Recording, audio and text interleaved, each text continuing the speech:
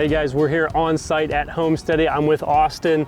Austin just finished up a fence project with Kencove, and he's going to tell us a little bit more about that process.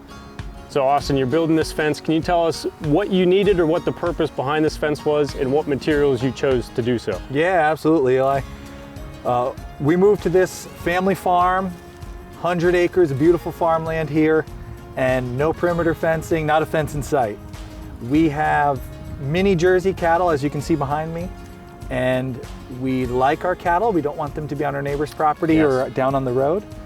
So we decided, while we wanted to get them up here, we wanted to graze, we needed a really good perimeter fence to keep them in.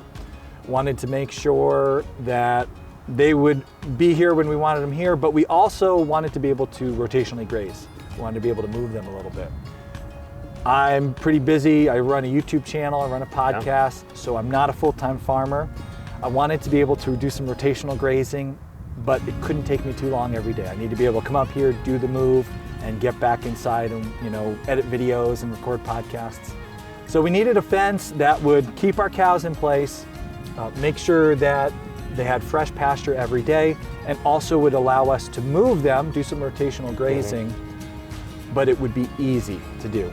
And we're really fortunate. We're working with you guys. We were able to put together an awesome fence project here. We got a really nice 6-strand high-tensile fence perimeter. With this perimeter fence, we're able to do some strip grazing, even with dairy cows, which dairy cows every day have to get back to the barn.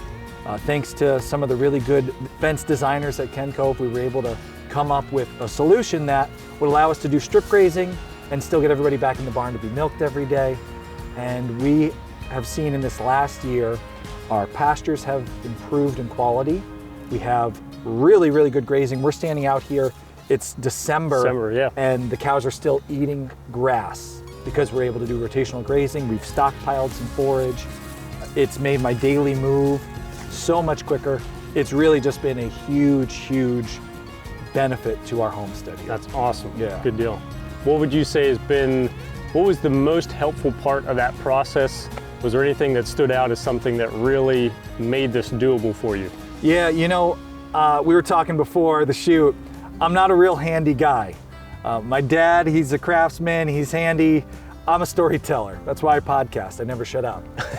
And when designing this fence, I couldn't figure out where to put gates. I couldn't figure out which way they should swing, how we were going to get water in here. You guys at Kencove, you got some designers, some fencing specialists that are on the other end of the phone. And I was working with Rick. Rick helped me figure out, where do you want to have access? How many gates you're going to have? Where are you going to put those gates? Can you get to that in the winter when there's snow with your tractor? Right. He helped us think of things we had never thought of before. He's designing fences every day. I'm making podcasts every day. It's a different thing. Rick helped us make sure that this design would work right every season. He made sure that we could get to our animals if there were an emergency at any time. He factored in where our water was, the spacing of the fencing, considered where we live. Every year we get some snowfall. All these elements I would have never thought of went into this design. And this last year with our high-tensile fence here has been the easiest on the homestead since we moved here. Good. It's made morning chores go quicker. We have had 0 escapes. That was not the case previously. Right.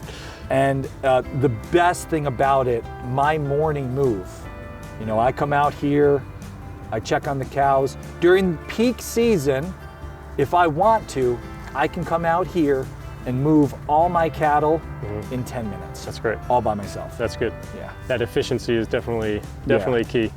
No, you can't beat that. Was there anything along the process of either planning or fence building that maybe you didn't anticipate that you would coach people who have an upcoming fence project? Is there anything that stands out that you'd say, hey, spend some time thinking about this? There's an ideal plan out there. Is there anything that really sticks out as a linchpin? Yeah, one of the things that I did, especially if you're new, I am not a farm kid. I didn't grow up with livestock. I'm not familiar with, just the basic logistics of moving animals and fencing and gates and all that kind of stuff. One of the things we did that was really helpful is we tested our design out. Okay. And not everybody will be able to do this, but if you have some livestock, at the time we had only a couple little cows. Now because of our high tensile fence, we're able to have a lot more. We actually just got some really nice beef cattle, which we never could have done without our high tensile fence. But we did have a couple smaller cows, and what we were able to do, called up Kencove, came up with a really good design working with Rick, who's on your design team there. Rick helped me through my design, figure 1, figure 2. We came up with a couple different ideas. I actually came out here with some stepping posts and twine. You guys got those nice stepping posts and the heavy duty twine, which was enough to keep my little mini jerseys from escaping. I actually laid out the design that me and Rick had come up with, and I ran it for an entire season. Okay. And I know not everybody will be able to do this, but if you have a couple tester animals, if you have the ability to try something out, we tested out the idea. We made sure, yes, this will work. And then we were able to put in the high tensile, heavy duty posts in the ground. And that allowed us to go from just a couple little, very well trained, very friendly cows. Right now they're playing with our camera crew.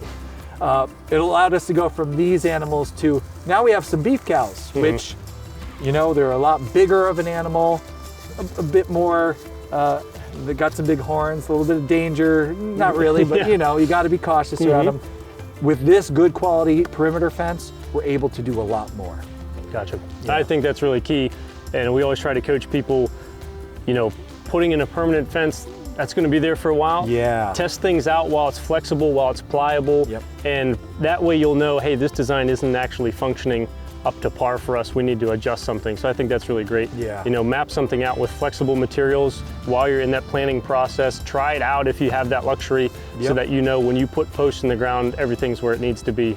Yeah, that was a really good help. And we did learn when we put this in the original idea, a couple things had to be shifted a little bit. A couple things had to be moved. We added a gate in a spot we didn't have a gate previously. Sure.